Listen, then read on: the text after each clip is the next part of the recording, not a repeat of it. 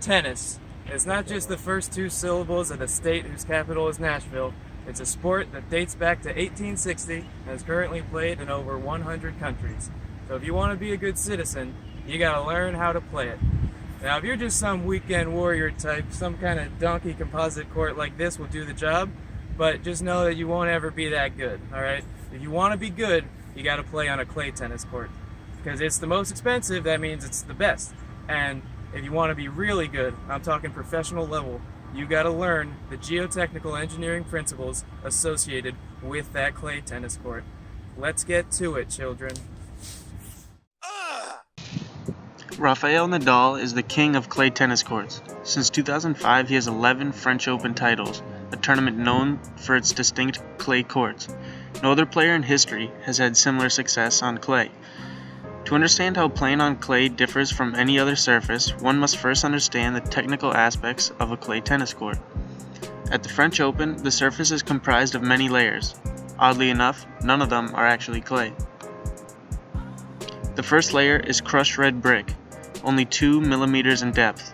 The next layer is 7 centimeters of crushed white limestone. Then there is 8 centimeters of clinker, which is coal residue, and then 30 centimeters of crushed gravel.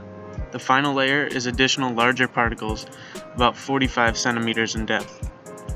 All of this dirt combined weighs a total of 1.1 tons. While clay tennis courts vary around the world, the top 2 layers are always made up of soils fine enough to provide an even playing surface, usually with particle sizes that are less than 1 millimeter in diameter. Other surface layers can be made of either crushed stone or crushed shale, giving the courts different colors. Drainage is vital concerning clay tennis courts. Normally the foundation of the surface is dug so that once the soils have been put in place, the playing surface is a few inches above the surrounding ground.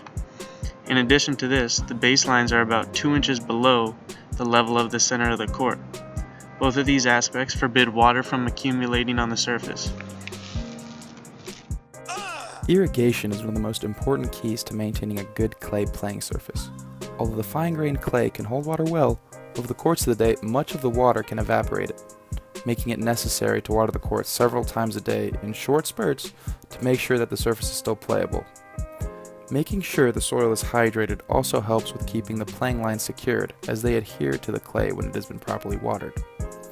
To keep the clay from hardening, it's necessary to use a tool called a toe scarifier that helps break up coagulated clumps of soil in order for the playing surface to remain soft and bouncy. Compacting the clay with rollers after watering is also necessary.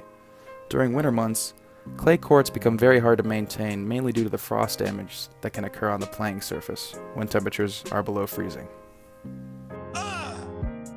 There are many advantages of playing on a clay tennis court.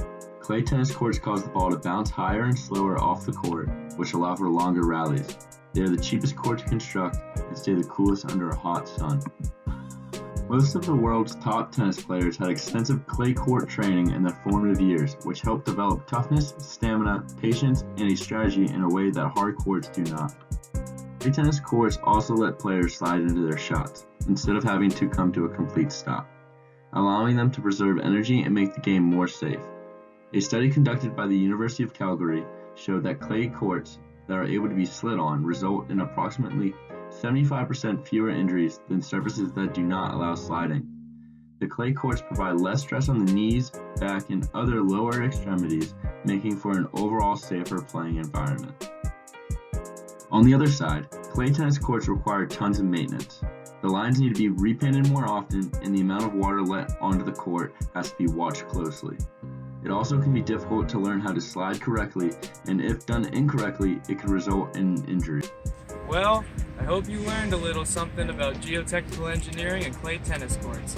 With that information, you're going to be a superstar and score some touchdown pointers.